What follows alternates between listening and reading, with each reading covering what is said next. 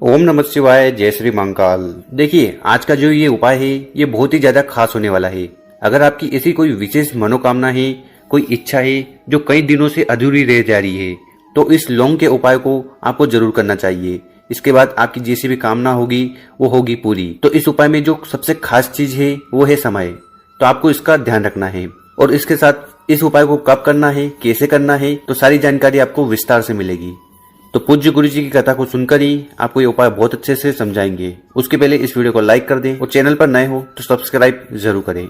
देखिए, इस उपाय में जो सबसे पहले सामग्री हमें लेनी है वो है काली मिर्ची। ठीक है, तो आपको काली मिर्ची ले लेनी है। काली मिर्ची कितनी लेनी है, तो गुरु जी ने बताया है कि आपको 8 मतलब कि 8 खड़ी, इस प्रकार से खड़ी काली मिर्ची आपको लेनी है। खड़ी का मतलब ये कहीं से भी खंडित नहीं होनी चाहिए, आखी होनी चाहिए, पूरी होनी चाहिए। तो यहाँ पर आप 5 काली मिर्ची भी ले सकते हो और 8 काली मिर्ची भी ले सकते हो। तो आप अपनी इच्छा अनुसार काली मिर्ची ले लीजिएगा। इसके बाद जो अगली सामग्री है वो है तिल। ठीक है, तो आपको तिल लेने हैं। अब तिल 2 प्रकार के आते हैं, एक तो आते हैं सफेद, ठीक है, और दूसरा आता है काला। तो आपको काला तिल लेना है। कितना लेना है, तो गुरुजी ने ऐसा तो कुछ बताया नहीं है, तो आप क्या करिएगा, 1 चुटकी काला तिल ले लीजिएगा। ठीक है, इसके बाद जो अगली सामग्री है वो है लौंग। तो आपको लौंग लेना है और जो लौंग आप लो उसमें आपको ध्यान रखना है कि ये जो फूल है ये फूल होना चाहिए। अगर ये फूल नहीं होता तो ये लौंग खंडित माना जाएगा और खंडित चीज शिवलिंग पर नहीं चढ़ाई जाती। तो यहाँ पर गुरुजी ने बताया है हमें 7 लौंग लेने हैं। और इसके बाद जो अगली सामग्री है वो है लोटा। तो आपको 1 लोटा लेना है और लोटा होना चाहिए तांबे का। ठीक है, तांबे का लोटा लीजिएगा। इसमें आपको अपने घर से शुद्ध जल भरना है और इसको आपको भरना है अपने मटके से, क्योंकि जब हम मटके से जल भरकर शिवलिंग पर समर्पित करते हैं तो इससे हमारे घर के जो दोष है, जो समस्या है, वो खत्म होती है। क्योंकि बहुत सारे लोग इस बात को लेकर परेशान रहते हैं कि उनके जीवन में पितृदोष, काल सर्प दोष या वास्तु दोष है। तो ये तीनों दोष समाप्त हो जाते हैं मात्र आप अगर 1 लोटा जल अपने घर से लेकर शिवलिंग पर जाकर समर्पित करते हैं। इसीलिए इतना ज्यादा महत्व है 1 लोटे जल का, और वो भी आपको लेना है अपने पितृ के स्थान से, मतलब कि जो मटका होता है, हंडा होता है, वहां से। और इसके बाद जो अगली सामग्री है वो है दीपक। तो आपको दीपक ले लेना है। अब यहाँ पर आपके पास ऑप्शन है, आप चाहो तो मिट्टी का दीपक लो और आप चाहो तो आटे का दीपक भी ले सकते हो। पर जब आप आटे का दीपक लोगे तो उसको आपको बनाना पड़ेगा। कैसे बनाना है, आटे से।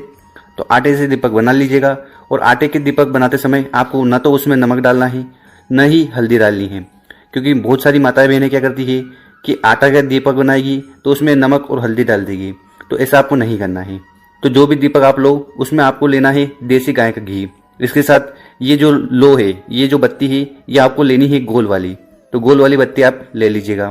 तो गुरुजी बताते हैं कि गोल वाली और लंबी वाली बत्ती जो दीपक में हम लेते हैं उसका भी अपने आप में महत्व है। तो गोल बत्ती हम लेते हैं सभी देवताओं के लिए और लंबी बत्ती लेते हैं सभी देवियों के लिए। तो यहाँ पर हम देवता की पूजन करने जा रहे हैं, मतलब कि शिव मंदिर जा रहे हैं, इसलिए हम यहाँ पर गोल बत्ती ले रहे हैं। अब इन सभी सामग्री को लेकर आपको पहुंच जाना है शिव मंदिर। शिव मंदिर पहुंच गए ये, और आपको जाना है प्रदोष काल में। ठीक है, शाम के समय में आपको ये उपाय करना है। तो विशेषकर गुरुजी ने बताया है कि विशेषकर ये उपाय आपको शाम को ही करना है। ठीक, और ये जो उपाय है ये आप किसी भी दिन कर सकते हो अपनी मनोकामना पूर्ति के लिए। और जब आप मंदिर पहुंच जाओ तो सबसे पहले आपको उत्तर दिशा की तरफ मुंह कर बैठ जाना है या खड़े हो जाना है। इसके बाद क्या करिएगा कि शिवलिंग की जो ये जो जलाधरी है ना, ठीक है, यहाँ पर आपको 1 दीपक जलाना है। तो आप अपने साथ 1 दीपक लाए हो तो उस दीपक को आपको यहाँ पर रखना है और उसको प्रज्वलित कर देना है। और इस दीपक के अंदर हम लाए हैं गाय का घी। ठीक है, और जो बत्ती लाए हैं वो गोल। तो ये वाला दीपक आपको यहाँ पर प्रज्वलित कर देना है। इसके बाद क्या करिएगा कि जो आप 1 लौंग लाए हैं और जो काली तिल लाए हैं, इन दोनों को आपको उठाना है और आपको अपने सीधे वाले हाथ में कुछ इस प्रकार रख लेना है। और जब आप अपने दाहिने हाथ में सीधे वाले हाथ में रख लो, फिर क्या करिएगा, इनको आपको उठाना है और शिवलिंग के ऊपर समर्पित कर देना है, जो टॉप वाला हिस्सा है यहाँ पर। तो यहाँ पर शिवलिंग के ऊपर आपको वो 1 लौंग और काला तिल समर्पित कर देना है, श्री शिवाय नमस्तुभ्यम का स्मरण करते हुए। तो अभी तक हमने क्या किया, सबसे पहले दिया जला लिया और शिवलिंग पर हमने 1 लौंग और जो काला तिल है वो समर्पित कर दिया। अब इसके बाद क्या करना है कि जो आपके पास काली मिर्ची है, ठीक है, उस काली मिर्ची को आपको अपने मुट्ठी में बंद कर लेना है।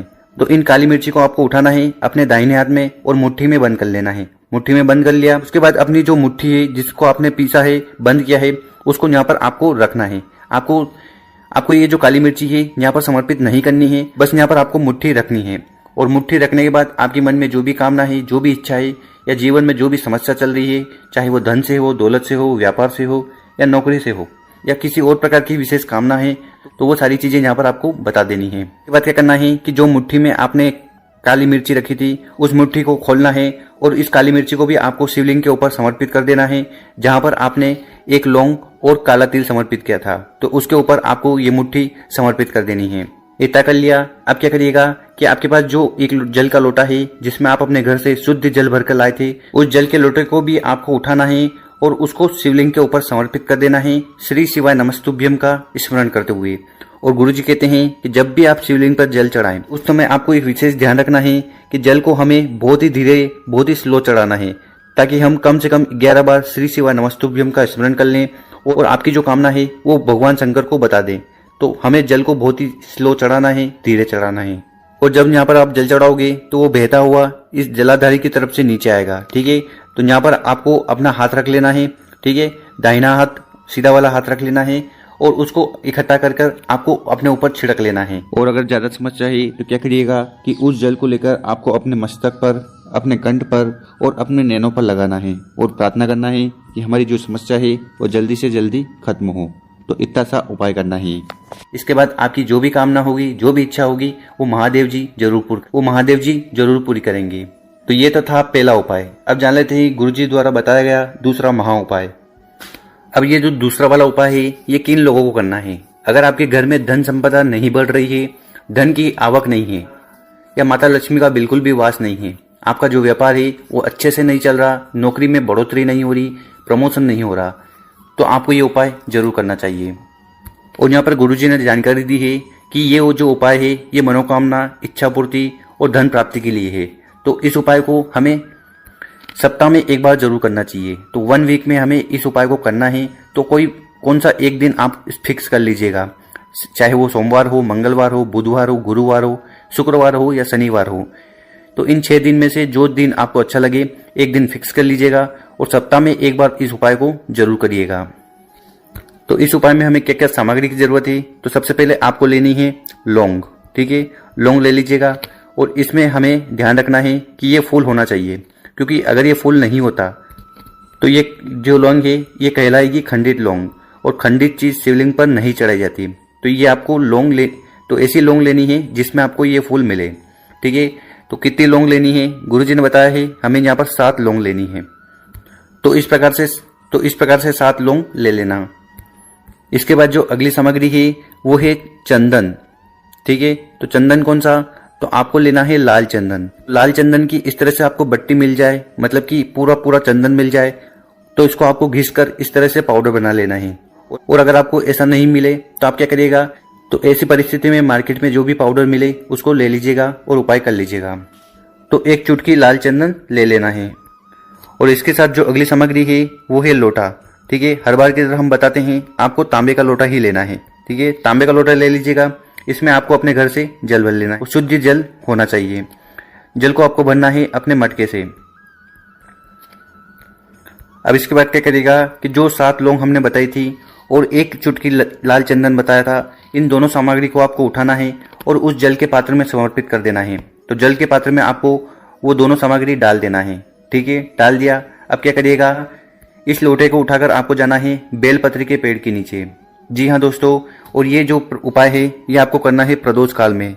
ठीक है, तो प्रदोष काल शाम के समय में आपको बेलपत्री के पेड़ के नीचे जाना है और उपाय करना है। और बेलपत्री के पेड़ के नीचे जाकर जो आप अपने साथ एक लोटा जल लाए हैं, तो ये जो लोटा आप अपने घर से लाए हैं इसको आपको उठाना है और इसको समर्पित कर देना है बेलपत्री के पेड़ के नीचे श्री शिवाय नमस्तुभ्यम का स्मरण करते हुए। ठीक है, तो इस प्रकार से आपको ये जल का लोटा समर्पित कर देना है। तो यहाँ पर जो जल का लोटा हमने समर्पित किया था उसमें हमने लौंग डाली थी। ठीक है, और चंदन डाला था। तो लौंग और चंदन वाला जल हमने बेलपत्री के पेड़ के नीचे समर्पित कर दिया। और गुरुजी अपनी कथा में बताते हैं कि प्रदोष काल में, मतलब कि शाम के समय में, माता लक्ष्मी का वास होता है बेलपत्री के पेड़ के नीचे। तो अगर आप ये एक जल का लोटा जाकर वहां पर समर्पित कर देते हैं तो इससे माता लक्ष्मी बहुत ज्यादा प्रसन्न होती है और फिर आपके घर में जो भी धन से जुड़ी, व्यापार से जुड़ी या कर्ज से जुड़ी समस्या है वो खत्म होती है। वो तो कहने का मतलब है आपके घर में माता लक्ष्मी का वास होगा और जो समस्या है वो धीरे धीरे खत्म होने लगेगी। तो ये उपाय आप किसी भी दिन कर सकते हो, तो इससे आपके घर में धन संपदा जरूर बढ़ेगी।